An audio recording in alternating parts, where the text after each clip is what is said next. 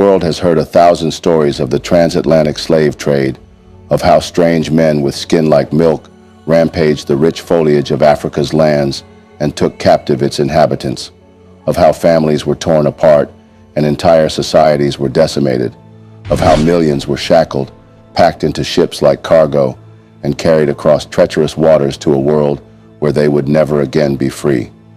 Yet long before the first Europeans set foot on African soil, another trade had already been in motion, a trade that would last for over 1,000 years, from the 7th to 20th century, the Arab slave trade.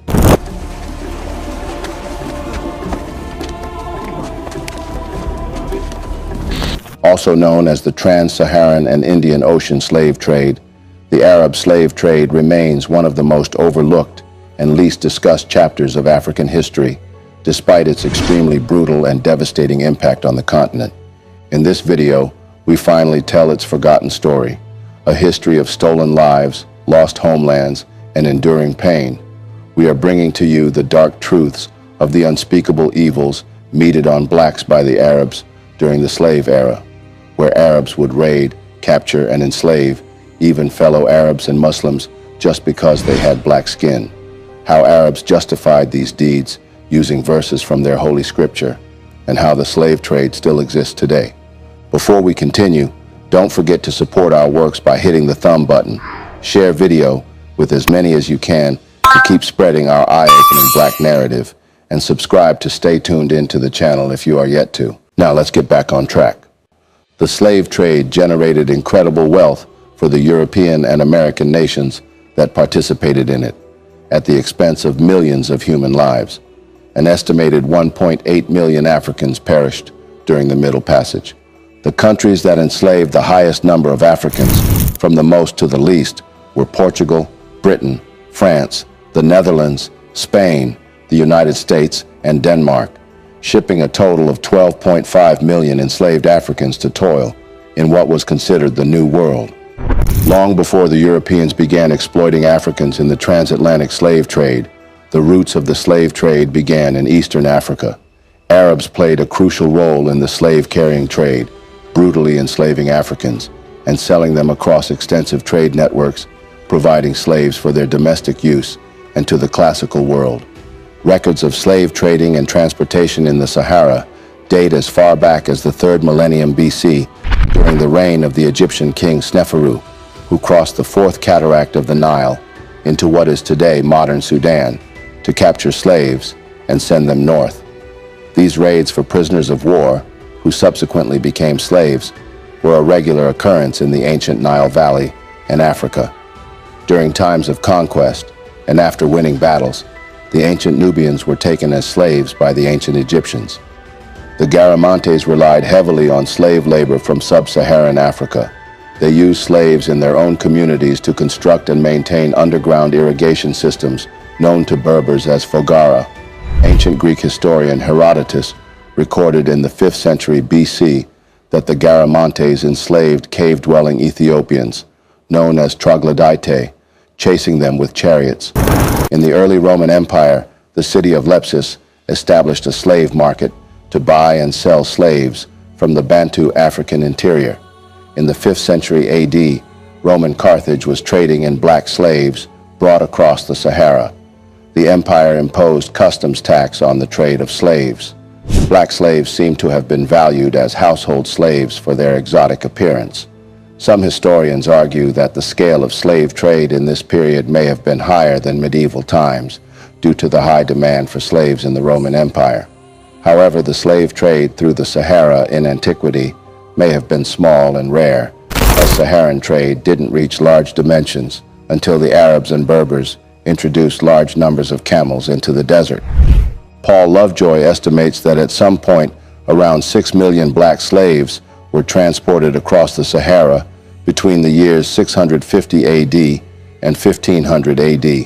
The trans-Saharan slave trade, established in antiquity, continued during the Middle Ages.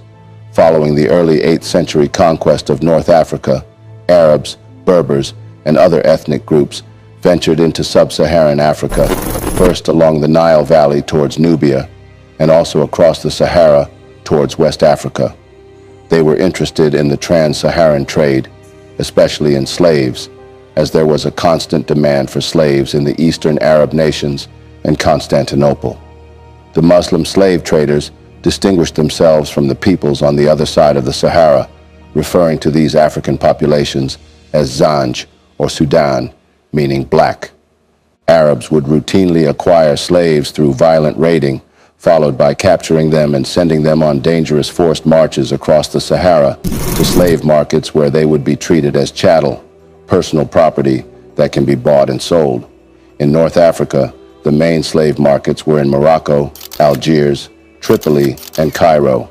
Sales were held in public places such as souks. In Central Africa during the 16th and 17th centuries, slave traders continued to raid the region as part of the expansion of the Saharan and Nile River slave routes.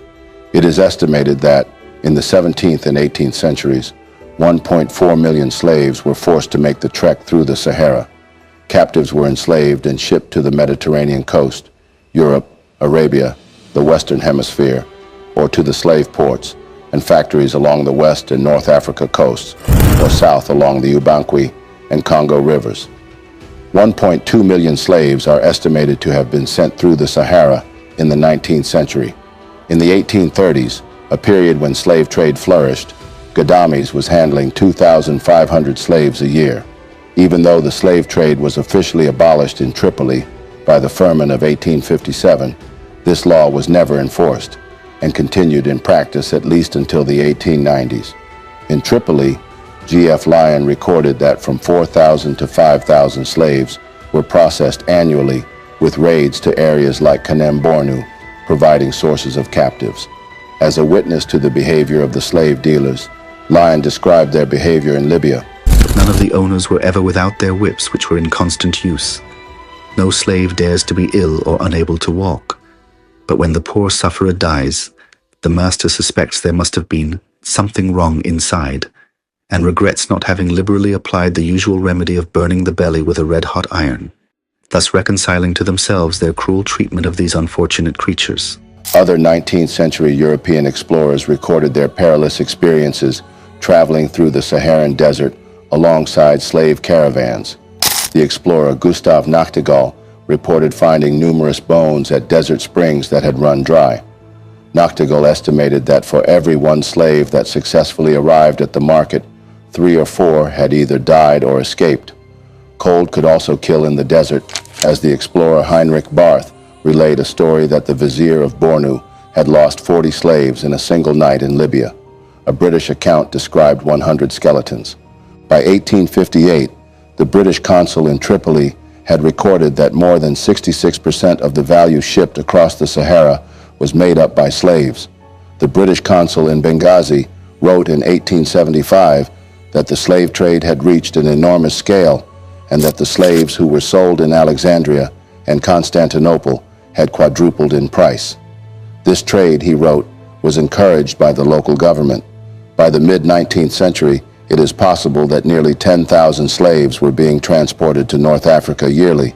The Muslim historian Ahmad ibn Khalid al-Nasiri bemoaned the unlimited enslavement of blacks in 19th century North Africa, where men trafficked them like beasts or worse, and where the majority of slaves were Muslims who should have been exempt from slavery because of their religious status. Slaves were marched in shackles from across the Sahara via the trans-Saharan slave trade to the Nile, while dying from exposure and swollen feet. The Arabs raided sub-Saharan Africa for 13 centuries without interruption. Most of the millions of men they deported have disappeared as a result of inhumane treatment. This painful page in the history of black people has apparently not been completely turned. Scholars have referred to it as a veiled genocide, a term reflecting the extreme humiliation and near-death experiences endured by the enslaved, from their capture in slave markets to their forced labor abroad and the harrowing journeys in between. Aside from raiding, slaves could also be obtained by purchasing them from local black rulers. The 9th century Arab historian Yaqubi states, "They, the Arabs, export black slaves belonging to the Mira, Zaghawa, Marwa, and other black races who are near to them and whom they capture. I hear that the black kings sell blacks without pretext and without war. Indeed, few African rulers would resist the slave trade, while many chiefs would become middlemen in the trafficking, rounding up members of nearby villages to be sold to visiting merchants.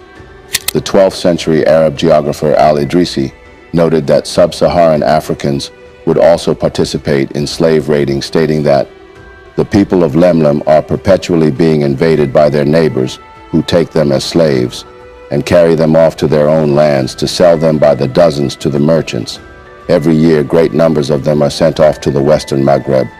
Al-Idrisi would also describe the different methods Muslim merchants would use to enslave blacks, recording that some would steal the children of the Zanj using dates, lure them with dates, and lead them from place to place until they seize them, take them out of the country, and transport them to their own countries. In 1353, the Berber explorer Ibn Battuta would record accompanying a trade caravan to Morocco, which carried 600 black female slaves who were to be used as domestic servants and concubines. When Battuta visited the ancient African kingdom of Mali, he recounted that the local inhabitants vied with each other in the number of slaves and servants they had, and was himself given a slave boy as a hospitality gift. The routes taken by slave caravans transporting slaves depended on their destination. Slaves headed to Egypt would be carried by boat down the Nile, and slaves headed to Arabia would be sent to ports on the Red Sea, such as Suakin and Asab.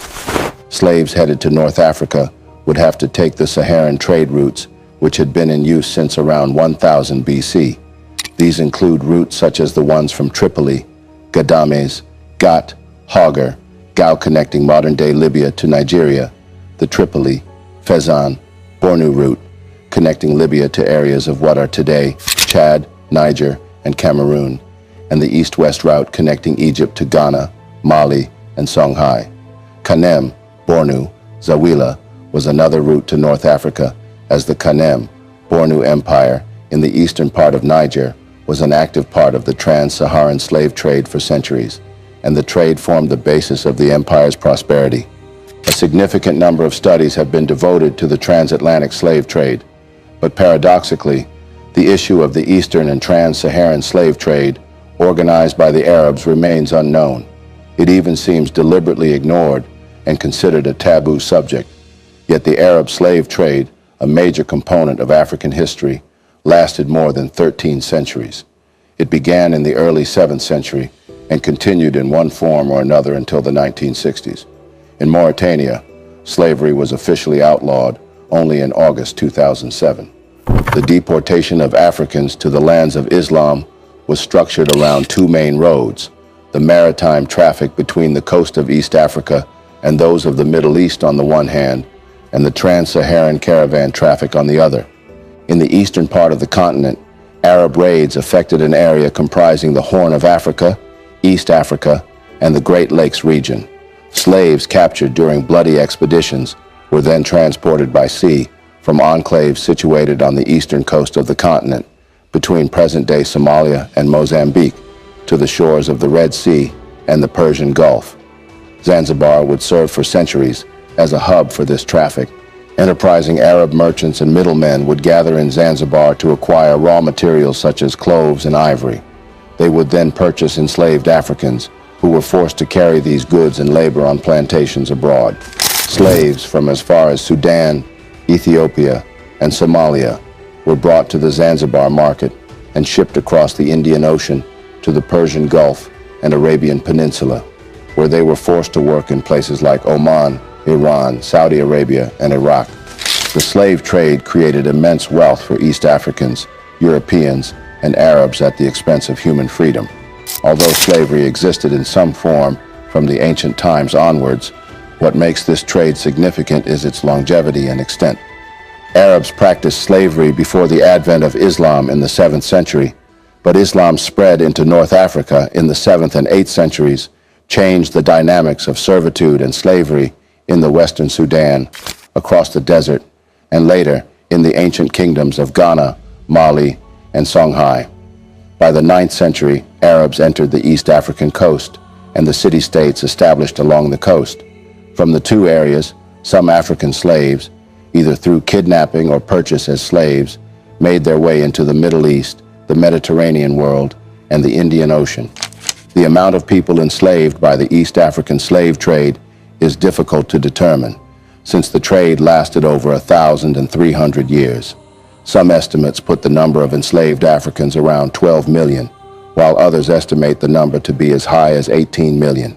It was, in fact, beyond brutal and unending. The Arab slave trade was characterized by appalling violence, castration, and rape. The men were systematically castrated to prevent them from reproducing and becoming a stock. This inhumane practice resulted in a high death rate. 6 out of 10 people who were mutilated died from their wounds in castration centers. For centuries, the Arab slave trade persisted, largely unchecked. It was only in the 19th century, when European abolitionists like David Livingstone exposed its horrors, that the world took notice. Livingstone's reports detailed the grim reality: thousands of Africans being chained together, forced on death marches, and sold in bustling slave markets from the Swahili coast to the Middle East. In one of the letters he sent home in 1870, David Livingstone details his experience. In less than I take to talk about it, these unfortunate creatures, 84 of them, wended their way into the village where we were. Some of them, the eldest, were women from 20 to 22 years of age, and there were youths from 18 to 19. But the large majority was made up of boys and girls from 7 years to 14 or 15 years of age. A more terrible scene than these men, women, and children I do not think I ever came across. To say that they were emaciated would not give you an idea of what human beings can undergo under certain circumstances. Each of them had his neck in a large forked stick, weighing from 30 to 40 pounds and 5 or 6 feet long, cut with a fork at the end of it where the branches of a tree spread out. The women were tethered with bark thongs, which are, of all things, the most cruel to be tied with. Of course, they are soft and supple when first stripped off the trees, but a few hours in the sun make them about as hard as the iron-round packing cases. The little children were fastened by thongs to their mothers. As we passed along the path which these slaves had traveled, I was shown a spot in the bushes where a poor woman the day before, unable to keep on the march and likely to hinder it, was cut down by the axe of one of these slave drivers. We went on further and were shown a place where a child lay. It had been recently born, and its mother was unable to carry it from debility and exhaustion. So the slave trader had taken this little infant by its feet and dashed its brains out against one of the trees and thrown it in there. Recognizing this crisis, the Europeans, major players in the African slave trade themselves, began attempting to abolish slave trade. In 1865, the United Nations officially put an end to it with the help of many revolts, internal pressure, and trade disruptions. Yet, the Arab slave trade remained deeply entrenched, surviving well into the 20th century. In West Africa, the Arab slave trade encompassed a vast region from the Niger Valley to the Gulf of Guinea. This traffic followed the trans-Saharan roads. The crossing could last up to 3 months, with a high mortality rate due to the dire conditions of the trip. Here is the testimony of the German explorer, Gustav Nachtigall. The poor children of the black countries seem to meet death here, at the last stage of a long, hopeless, and painful journey. The long journey accomplished with insufficient food and scarce water. The contrast between the rich natural resources and the humid atmosphere of their homeland, and the dry and anemic air of the desert, the fatigue and the privations imposed by their masters and by the circumstances in which they find themselves, all this has gradually ruined their young strengths. The memory of their homeland that has disappeared along the way, their fear of an unknown future, the endless journey under the blows, hunger, thirst, and deadly exhaustion have paralyzed their last faculties of resistance. If these poor creatures lack strength to get up and walk again, they are simply abandoned, and their minds slowly fade under the destructive effect of the rays of the sun, hunger, and thirst. The Arab slave trade also targeted African women and girls who were captured and deported for use as sex slaves. As opposed to the transatlantic slave trade, A particularly striking trademark of the Arab slave trade was its preference for women and girls in the stead of men. Hence, while other regions sought to acquire male slaves for intensive labor purposes, the Arabs were primarily interested in women who could serve as concubines, sexual slaves in harems, and domestic slaves. The demand for the female sex was so high that Arab slave dealers would double their prices. This also meant more female slaves were captured, with the estimated ratio of captives being 3 women to 1 man. The male slaves, on the other hand, were often castrated into eunuchs, a process which had a less than 10% survival rate. This was done to prevent them from reproducing in case they became intimate with female slaves. Men and boys were subjected to castration, a brutal procedure that resulted in the deaths of many during the process. Those who survived would be sent to guard the harems or sent into the fields as farm laborers or miners. Eunuchs, who were around 7 times more expensive than non-castrated males, could be used as harem guards, administrators, tutor, secretaries, commercial agents, and even concubines. Due to strictures within Islamic law, slaves would not usually be castrated within Muslim territory and therefore would be castrated before being sent across the Sahara. Sometimes slaves were castrated after purchase in North African slave markets. The castration of black male slaves in the most inhumane manner altered an entire generation, as these men could not reproduce, said Liberty Mukomo, a lecturer at the University of Nairobi Institute of Diplomacy and International Studies. The Arab masters sired children with the black female slaves. This devastation by the men saw those who survived committing suicide. This development explains the modern black Arabs who are still trapped by history. Conditions within the mining industry were notoriously harsh, especially the salt mines of Basra, where tens of thousands of black slaves toiled in extremely miserable conditions, living on insufficient amounts of food. Yaqubi records that both male and female slaves were employed in the copper mines of Upper Egypt. The Carmatian Republic of Eastern Arabia is said to have employed 30,000 black slaves to perform all difficult labor. Some black slaves served in the military forces of North Africa. For example, the Zirid dynasty used black slaves imported from Sudan via Zawila. In some instances, Christians in Africa would acquiesce to Muslims' demands that they be provided with slaves.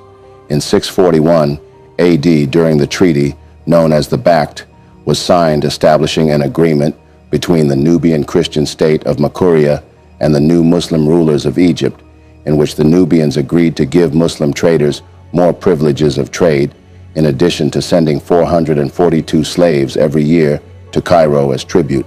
This treaty remained intact for 600 years, all while the slave trade within Nubia continued unimpeded.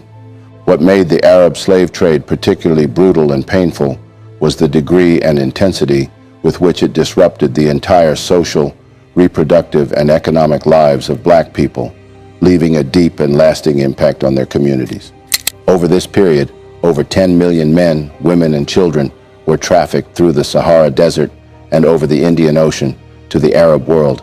These journeys were usually so brutal that skeletons were described as marking the trail these slave caravans trudged. Typically, the journey from Africa to the Mediterranean, the home of the Arabs, took months through the desert, which meant slaves would often suffer from exhaustion, extreme heat, and lack of water, which was made worse by their physically bound conditions. Consequently, many slaves succumbed to hunger, disease, or thirst along the way, with estimates showing that about 50% of them never made it to the Mediterranean. According to the work of some historians, the Arab slave trade has affected more than 17 million people. In the Saharan region alone, more than 9 million African captives were deported, and 2 million died on the roads. This despicable phenomenon was legitimized by Islam, as Christianity would later condone the transatlantic slave trade. The Arab slave trade did as well promote the development of racialist and essentialist theories that view blacks as inferior by nature. In many Arab countries, this racism still exists. For example, the same words are used to describe Africans, blacks, and slaves. For example, the Tunisian Arab historian Ibn Khaldun, from 1332 to 1406, wrote that the only peoples to accept slavery are the Negroes, because of their lower degree of humanity, their place being closer to the animal stage. The Algerian Arab theologian Ahmed al-Wancharisi, from between 1430 and 1431 to 1508, I have been asked about slaves from the land of Abyssinia who profess monotheism and accept the rules of the Holy Law. Is it legal or not to buy and sell them? If their conversion to Islam comes after the establishment of a property right on these slaves, then Islam does not demand liberation because slavery was caused by unbelief.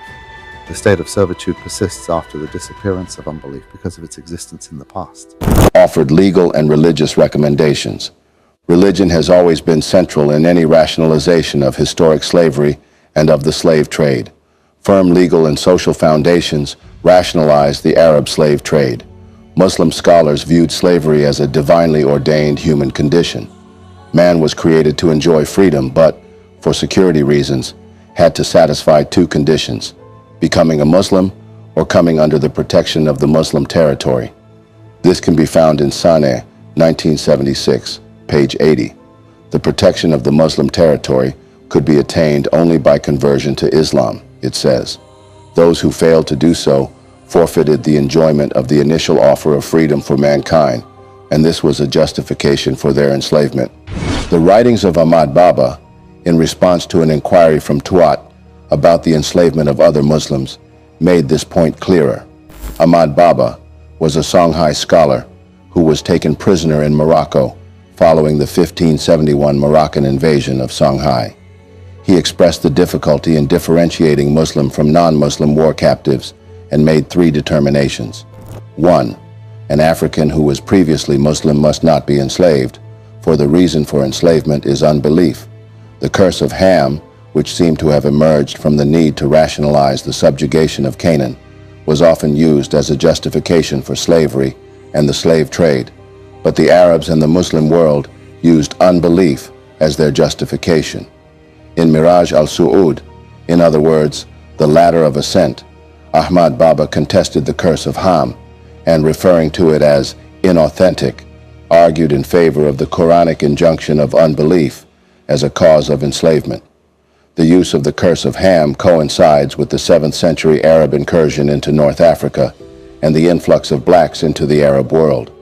This narrative will later be subjected to an Islamic interpretative lens as a justification for the enslavement of Africans under Muslim control. 2. A non-Muslim who persists in his or her unbelief was liable to enslavement, irrespective of the curse of Ham. This refers to those who converted to Islam and for whatever reason returned to the situation of unbelief. 3. Any war captive who converts to Islam upon capture can continue as a slave. There are several interpretations of Ahmad Baba's treatise on slavery, but it must be made clear that he was primarily concerned with original Muslims, that is, those who were free Muslims before capture. These were forbidden as slaves. However, as time went on in the Muslim culture of the Middle Ages, blackness had become increasingly identified with slavery. By this time, the biblical story of the curse of Ham by Noah, which they claimed had turned his skin to black and doomed his descendants to slavery, had taken a different toe, with Muslim slave traders who had used this as a pretext to enslave blacks, including black Muslims. In the late 14th century, a black king of Bornu wrote a letter to the Sultan of Egypt complaining of the continual slave raids perpetrated by Arab tribesmen, which were devastating his lands and resulting in the mass enslavement of the black Muslim population of the region. In Al-Andalus, the area of medieval Iberia under Islamic control, black Muslims could be legally held as slaves in slavery in Al-Andalus. This all occurred despite the Orthodox Muslim jurisposition that no Muslim, regardless of race, could be enslaved.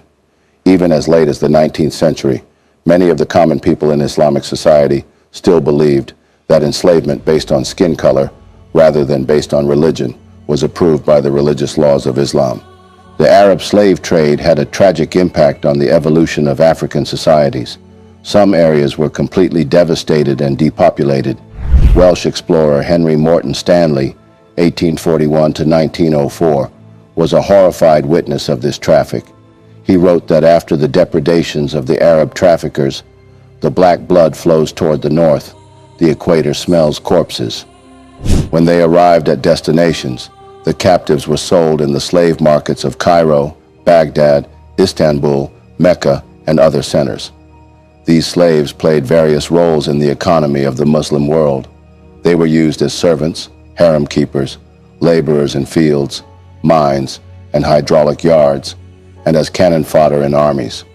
Ill treatment sometimes led slaves to rebellion.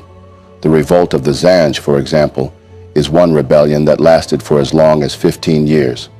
In this gloomy tale, tens of thousands of slaves from the Great Lakes, known as the Zanj, rose in a brutal 15-year struggle against their Arab oppressors.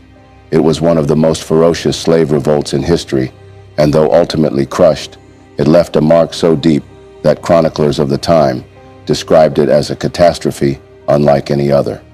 Led by Ali bin Muhammad, a man who exploited their suffering and promised freedom, the Zanj torched plantations, slaughtered slave owners, and seized Basra, one of the most important cities in the Abbasid Caliphate. They built their own stronghold, al-Muqtara, and held their ground for 15 years, defying wave after wave of Abbasid attacks. The rebellion pushed the empire to the brink. Entire towns were destroyed, trade routes collapsed, and thousands perished in the chaos. But in the end, the Abbasids retaliated with overwhelming force. After a prolonged siege, al-Muqtara fell. The rebels were annihilated, their leaders executed, and their movement erased from history, except as a grim reminder of how violently the oppressed would resist when pushed beyond their limits. They had been defeated in 883. From these accounts, it is evident that the Arab slave trade not only reshaped Africa during its brutal heyday, but also left a legacy that continues to affect millions today. The detailed narrative, from the early trade in Zanzibar to the staggering human toll endured on long, treacherous routes, reveals how deeply entrenched systems of exploitation and cultural erasure took root. Today, descendants of those enslaved under this system still grapple with the echoes of a past marked by economic degradation, social fragmentation, and enduring racial hierarchies. While formal abolition came in the 20th century, modern manifestations, ranging from persistent racial discrimination in Iraq and Sudan to the grim reality of slave markets in Mauritania and Libya, demonstrate that the shadow of this history looms large. By shedding light on this long-forgotten chapter, we not only honor the memory of the countless lives shattered by the trade, but also confront the systemic issues that persist today. Adolf Vischer wrote in an article published in 1911 that it has been said that slave traffic is still going on the Benghazi-Wadai route, but it is difficult to test the truth of such an assertion as, in any case, the traffic is carried on secretly. At Kufra, the Egyptian traveler Ahmed Hassanein Bey found out in 1916 that he could buy a girl slave for £5 sterling, while in 1923 he found that the price had risen to £30 to £40 sterling. Another traveler, the Danish convert to Islam Knud Holmboe, crossed the Italian-Libyan desert in 1930 and was told that slavery is still practiced in Kufra and that he could buy a slave girl for £30 sterling at the Thursday slave market. According to James Richardson's testimony, when he visited Ghadames, most slaves were from Bornu. According to Raed Bader, based on estimates of the trans-Saharan trade, between 1700 and 1880, Tunisia received 100,000 black slaves, compared to only 65,000 entering Algeria, 400,000 in Libya, 515,000 in Morocco, and 800,000 in Egypt. The United Nations has made March 23rd the International Day of Remembrance of the Victims of Slavery and the Transatlantic Slave Trade, and UNESCO has made August 23rd the International Day for the Remembrance of the Slave Trade and its abolition. When will there be an international day to commemorate the victims of the Arab-Muslim slave trade? When will an international research program address this subject? When will a project be implemented to identify, restore, and publicize the sites and monuments linked to this Arab trade, like the existing projects concerning the transatlantic trade? When will educational material be produced and cultural and artistic programs conducted to raise awareness of this criminal activity? When will a museum on the Arab-Muslim slave trade be established? Recognizing this dark legacy is essential if we are to build a future defined by justice and true reconciliation, ensuring that the scars of the past inform efforts to create a more inclusive and equitable world. This brings us to the end of yet another informative video. Please be kind enough to support our works by hitting the thumb up button, share video with as many as you can, and subscribe more so to stay tuned in to the channel for more eye-opening updates and narratives on Black history. It's been a delight with you on this journey. Thank you for watching, and see you in the next video.